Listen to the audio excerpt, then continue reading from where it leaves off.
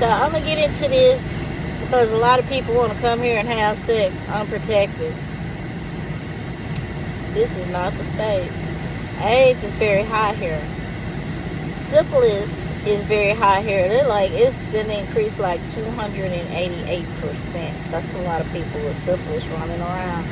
Just because they might be cute and they might be talking smooth and it might be a one night stand. You need something saying they don't have anything. You need something parent. Okay? They say more babies are being born here with syphilis than anything. Do you know what that means? That means that these people are not getting prenatal care. It's not that they don't have it, it's that they are not getting it.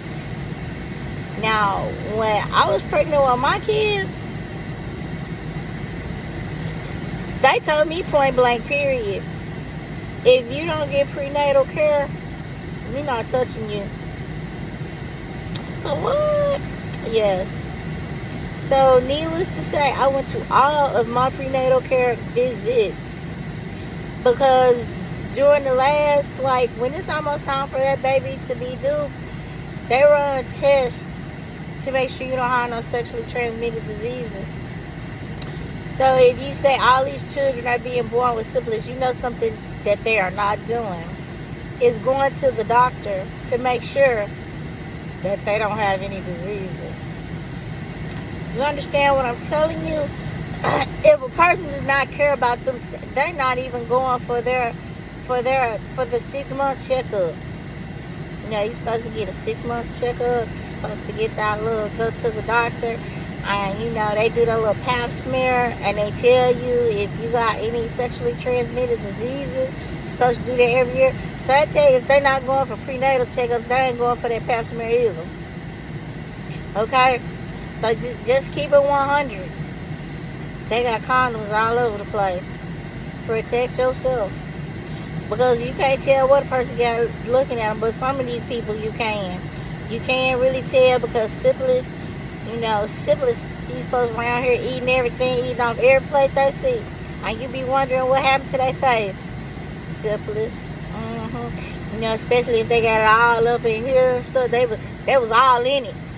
And then it leave black marks. So, dude, that stuff can mess up your face for life. Especially if you light. If you light, you really don't need to be eating off the plate unless you got something saying you ain't got nothing. Unless you been to the doctor with them, y'all both. If you don't even go to the doctor, you just go donate some blood. Because if it's something wrong with you, they're not going to let you donate blood. They're going to send you a letter in the mail. This is what I'm telling you. If you're not grown enough to go to the doctor and make sure that you don't have any sexually transmitted diseases, to make sure that your partner doesn't have any sexually transmitted diseases, you shouldn't be having sex. You're not grown yet. You're still a child. You're still going for whatever somebody tell you. You haven't reached that point in life where you're a grown up. See, so nobody be having to tell you, but of course you have to tell them here because syphilis wouldn't be at 288%. All these children wouldn't be being born with syphilis if they were, taking care of themselves, getting the little pap smears, getting the little blood tests, making sure that I don't care how long you've been knowing somebody. When it's most people cheat when the relationship is getting ready to be over with. Look, if you don't know the signs, that chicken is not good enough. You've been cooking that chicken like that ever since you been best chicken you ever had. And there's something wrong with that chicken, okay? You ain't cutting the grass good enough. You've been cutting the grass that way for years. They love the way you cut the grass. Now the grass ain't good enough. They like apple pie. You ain't never made apple pie in your whole life. They can't come help you get your car fixed. They been coming to help you get your car fixed since you been knowing them. They picky. They pick at everything you do. Man or woman, they gonna pick at everything you do. Nothing is good enough. They want to argue every day. You folded the towels wrong. So, therefore, when you get to that point in a relationship and you arguing every day, they cheating. It's only a matter of time before they leave you. So, just gonna do like me. The minute they start arguing, don't say nothing. Don't say a single word. When they come home, the locks changed. The Uber outside waiting. Their luggage. You done went and brought them some luggage. Their luggage is right outside their door. You understand what I'm saying? Because, you know, you always want to forgive, don't you? Then you wondering why you got all these diseases. I said, when I was living in Memphis, this man had been married to his wife years, but he was always cheating. She was always forgiving. So I was working at the railroad. I was working at Norfolk Southern. We heard this noise. So we heard this lady screaming. And she kept screaming. We you know, we was working at the railroad. All of us black, we all ran down the street to see what was going on. By the time we got there, everything was over with. But we had to finish doing what we was doing before we could run down there. This is what I'm telling you. So it made the news, and what happened was this man was messing with a known prostitute. Prostitute. That means she's sleeping with other people. Okay. That means she's selling her body. And he had been messing with her for years. Now, why you would mess with a known prostitute and not where it comes is beyond me. I'm not that smart. I can't figure it out. But she contracted AIDS and she gave it to him. Really, he paid for the AIDS because, you know, he was paying for the sex. And he gave it to his wife. Wife wasn't feeling good. She went to the doctor, found out she had AIDS, so he killed the prostitute, telling her she ruined his life. How did the prostitute ruin your life when you had a wife at home? You said she was a good wife, though, right? Why was y'all here cheating on her? So, needless to say, both of them had AIDS. The prostitute had AIDS, the wife had AIDS, and the husband had AIDS. This is what I'm telling you. Calmly forgiving these people, and they calmly doing what they doing. It come a point in life where you need to figure out, you know, that your life is important. Because some people don't think their life is important. They keep forgiving. The Bible don't even say forgive. The Bible says adultery is a reason for divorce.